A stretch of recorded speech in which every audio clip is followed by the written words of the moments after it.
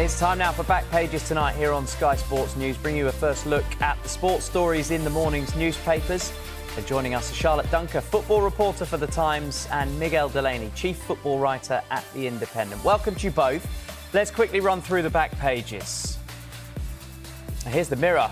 Old Trafford United make Ollie Watkins, the Villa and England star, their number one target. There's also a big focus on the Lionesses, the Queens of Europe, after their parade through London. The Ollie Watkins story is everywhere. This is the Sun's back page. What a striker. United want £45 million Villa man. There's also a focus on the Lionesses and on Newcastle as well. Ed's gone over Isak. That's Eddie Howe's comments that he made earlier. We'll get into that. As for the Mail, they go with Watkins and Benjamin Šeško, top United's hit list. Serena's victory dance.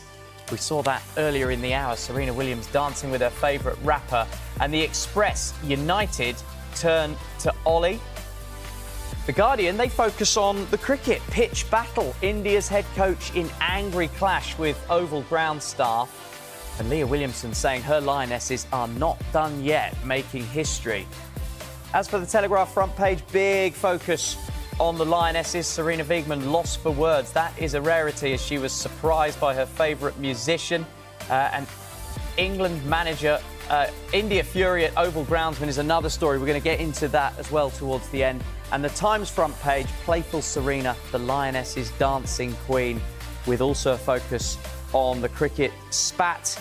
And then the Star back page, summer Ollie days. I think we'll give headline of the day to them. Manchester United want striker deal for Ollie Watkins. There's a bit of a discrepancy over the amount of money they might have to pay. I think we'll start with the Mirror here, Miguel. The newspapers are suggesting could be 60 million, could be 45 million, but it seems like Manchester United are looking to Ollie Watkins to solve their striker crisis. Does that feel a good fit for you?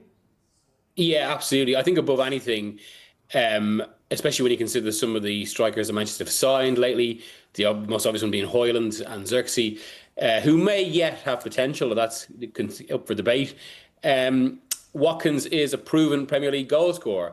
And given Manchester United's difficulties last season, one of the biggest being in front of goal, I mean, it's an immediate solution to that problem. I know it sounds so simplistic, but sometimes it is that simple. He's a guarantee of goals in that sense. He knows the division. We're talking about a player in his prime. If there is some variation on the potential price you have to pay, the other side of that is, I don't think there's much variation yet on the line that Villa are making clear, which is that he is not for sale. Now, the one thing about that I would say is, I mean, yes, it's their stated position, or sorry, their position people understand from behind the scenes. But in a market like this, where PSO involves situations where executives talk about how sometimes you have to sell players before you necessarily want them for football reasons, it's hard not, and given the noise coming out of Old Trafford, it's hard not to think that something might be possible down the line. Maybe as they get closer to the window, or as Villa think about their own business. Yeah, Charlotte, you've been writing about this story as well. You're in Chicago following Manchester United on their pre-season tour. Your angle is slightly different. Ollie Watkins and Benjamin Šeško at RB Leipzig are the two targets for United. And there's one line I want to pick out. The club need to decide which option better suits Ruben Amorim's style. They've only got a fortnight till the season starts.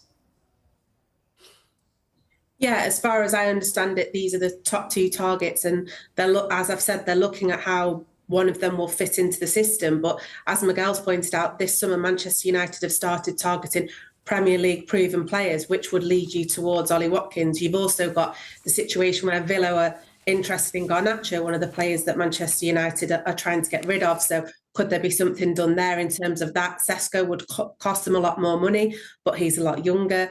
Ollie Watkins is 29, Šeško is 22. There's obviously pros and cons for both of them. So I think it's just something that United Chiefs are weighing up at the moment. We're also being told by people we speak to that it's a possibility they go into the season without a new number 9. I mean, you look at what happened to them last season and the lack of goals, but in the game against West Ham at the weekend, Rasmus Højlund didn't score, but he's starting to build that relationship with Cooney. You've got Mbeumo that's going to come into this system as well.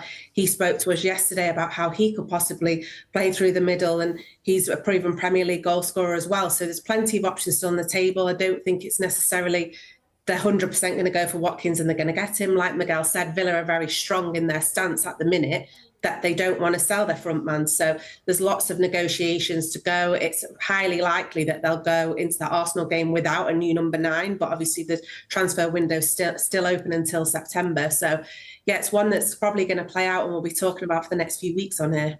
Yeah, I think we will, and always good to have a backup plan. The Mail is following a similar line to yourself, Charlotte. Watkins and Šeško topping United's hit list. Aston Villa are in the Europa League, Miguel. Manchester United are not in Europe. Is the lure of Manchester United still such that he would snub European football?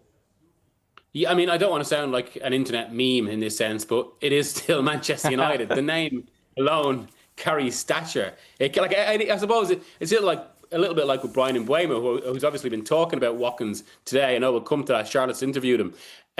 But United still offer that possibility. There's always that sense. And really, I suppose, the belief that eventually it's going to get right, and it's still Old Trafford, it's still the potential trophies, all of that. So, yes, it does hold allure. On the other side, I suppose, you mentioned Villa being in European football. I did mention their PSR situation there. That doesn't sound like it's as concerning for them as maybe people had thought when they didn't get Champions League at the end of the season, because obviously so far they've stayed resolute in their own business. And yeah, I think there's a lot to play out in this. The Šeško one is interesting though, because I mean ultimately Arsenal. I mean I've heard as well. I wrote myself tonight that Amorim likes Šeško. I think some of United's recruitment staff as well. There's a bit of background there with Vivel.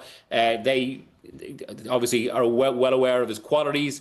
Arsenal were most interested in him because of his potential high ceiling, something we've talked about before with the likes of Højlund. Maybe he's a bit further down the track. He has played in the Euros. But Arsenal ultimately moved away from that deal because Leipzig wanted €80 million. And Arsenal just didn't feel his potential ceiling was worth that this summer. So, I mean, right now you think he potentially costs more than Watkins, where there's a few more questions. But yeah, as you say, there's a lot of spinning plates this summer now. Yeah, you touched on Brian Mbeumo has been speaking about Ollie Watkins. That's the Sun's focus of this story. The two of them played together at Brentford. You were involved in this chat with Brian Mbeumo earlier, Charlotte. What's he had to say about his former